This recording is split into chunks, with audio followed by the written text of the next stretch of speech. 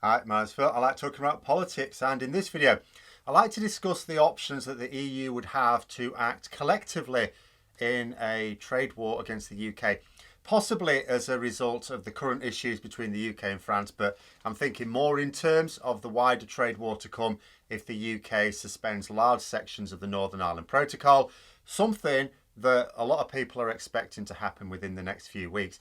But first, if you'd like to be notified of daily news in politics, please subscribe to the channel and click the bell notification icon. So it might at first appear a little odd, examining the options that the EU have in a trade war, but not considering what the UK could do to reciprocate. After all, a trade war has two opposing sides, and shouldn't we consider the arsenal available to each side? Yes, absolutely. I just can't think of what we've got. I'm not trying to sound glib. I'm not a trade expert myself. It's possible that actual experts could think of some things that we have to respond with. It's just that I haven't seen any suggestions. And I do follow a lot of trade commentators. In simple terms, a trade war is obviously opposing sides raising trade barriers to their adversary in terms of access into their own market in a tit-for-tat battle until either one side backs down or both sides find a face-saving way to de-escalate when whichever numpty started it sees the error in their strategy. But how do we raise trade barriers with the EU higher to retaliate against their measures? We don't carry out checks on EU imports because we're too desperate for them to risk further delays and shortages. So that's not an option for us. We also can't target services because we stand to lose more than the EU do. Take as an example something that'd be very easy to understand, aviation. Let us imagine that the EU acted collectively to deliver a killer blow to Johnson's trade war at the first skirmish. They could absolutely go in hard in a way that Johnson couldn't survive. I'll discuss tariffs in a moment, but for now, let's forget about the most usual weapon of the trade war. So the Trade and Cooperation Agreement was important because without it, the British economy would have all but been stopped. In the event of a no-deal Brexit, there was a serious risk, for example, of British planes not being allowed to fly to EU destinations. Now, if that were to happen, and let's say the UK reciprocated, can you imagine? EU planes can't fly to UK airports, UK planes can't fly to EU airports. At a stroke, all air travel is almost impossible between Britain and the EU. I do not see how Boris Johnson's government can even survive a week of that sort of action. As a result, he would not reciprocate, of course. He would continue to allow EU planes to travel around the UK in order to maintain some transport links, in just the same way that although we're denying freedom of movement to British citizens, we are extending freedom of movement to EU citizens because we are so desperate for them to come over here and do the jobs that we can't do. This would just give the EU more power, of course, because their aviation businesses would be in more demand and British businesses would lose most of their routes. You can only sustain so much with flights to destinations outside of the majority of Europe. And would the EU do this? It does actually seem doubtful. It sounds like an obvious thing to do, but it does seem doubtful because the reason is that it would also harm their businesses. And they don't get away with screwing over their own businesses in the same way that our government does here. What would happen if the EU did something like this? Businesses across the EU would go, well, we're suffering this harm. What harm was being done by not taking this action? Pushed into a corner, it's possible that they would have to. There are also other parts of the Trade and Cooperation Agreement that could be suspended if Johnson starts suspending the Northern Ireland Protocol. In each case, although in theory the UK could respond in kind, we wouldn't. It's just like with aviation.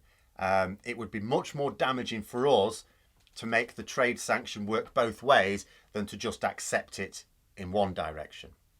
And just the same ways for aviation. And that's not just speculation. We know that Johnson isn't even thinking about such drastic action. Sky News recently reported that Boris Johnson said he wouldn't rule out legal action over the fishing row when that was blowing up over the weekend. Now consider that statement. He wouldn't rule out legal action. Now bear in mind what legal action is. Think about the fact that the EU started legal action of our unilateral suspension of small parts of the Northern Ireland Protocol earlier this year. What happened? Nothing. That legal action was even paused. Could start up again. Still nothing will happen. In a few years' time, if it runs its course, in a few years' time, a court will tell the UK, you've breached your treaty there, you've been a bit naughty, and you need to take steps to rectify that behaviour. By which time, the UK government will expect to have resolved the situation anyway, and will be more than happy to do so. They're only breaching the Northern Ireland Protocol because they want to play for time. Or, if when they get to that point and the court says you've been naughty, you need to sort yourself out, if they decide that they still don't want to, they can just ignore the court judgment, leaving the EU to have to take their own action anyway. Legal action in the context of international agreements is just shorthand for kick it into the long grass while we talk about it for a while. And then think that Johnson was only threatening legal action.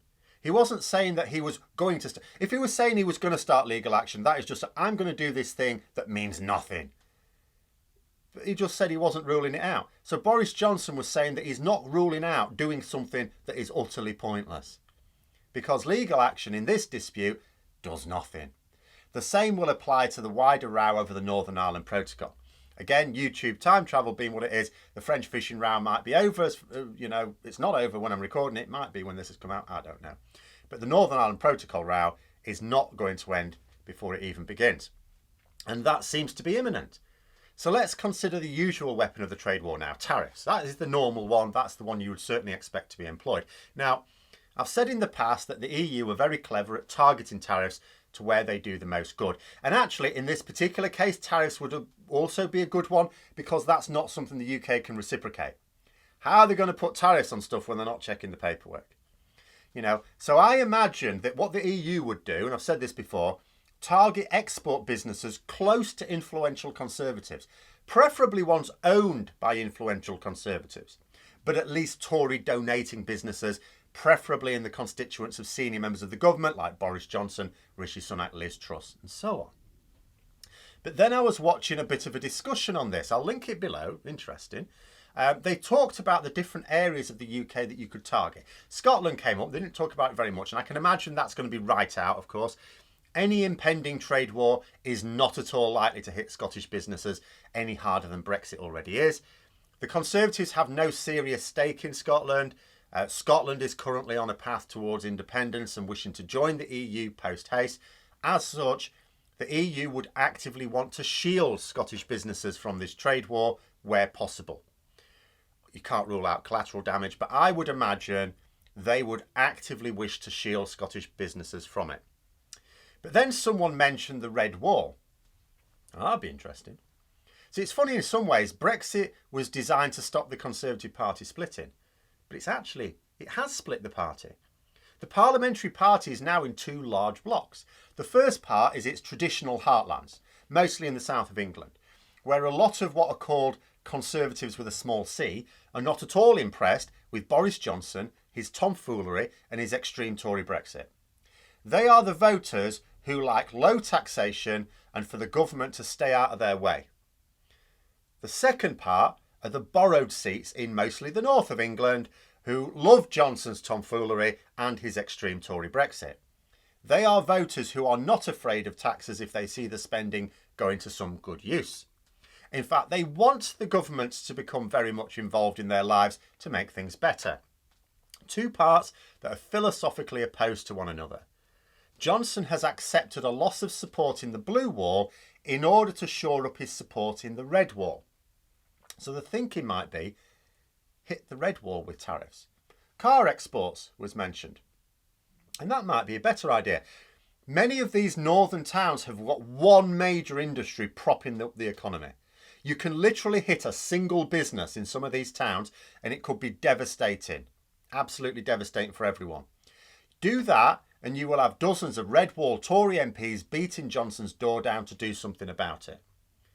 Potentially more effective than blue wall Tory MPs who, yes, of course, they have to stand up for their businesses, but their economies are often not dominated by a single employer or even type of business in the same way.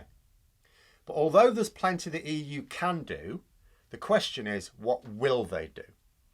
I've already mentioned this week that I judge Poland and Hungary to be more serious problems for the EU than the UK. If there has been no hard response against Poland and Hungary, will there be against the UK? If they respond tentatively, Johnson won't care.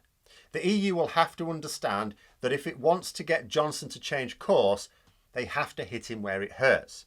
They have to stop his current tomfoolery getting him what he wants. You know, and hitting the British economy in itself doesn't do it. It's his popularity amongst his new populist support base that will. But those are my thoughts. Let me know yours in the comments below. I hope you found the video interesting. If you did, don't forget to click the like button. If you'd like to support the channel further, please also click the Patreon link for details. And until next time, I'll see you later.